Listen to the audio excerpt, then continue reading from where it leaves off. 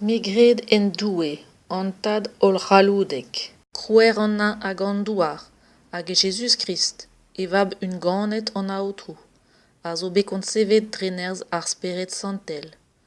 Ganet gant ar verez vari, en deus gouzonvet din dan Pons Pilat, a zo bekroaz taget, marvet a sebeliet, a zo diskennen dan d'inferniou. Dan trede deiz ez eo savet ar varo da veo. Pignet dan na, emañ a zezet un tudeo dan tad ol c'haloudek, a ranno e teuio da varn a reveo hag a revaro.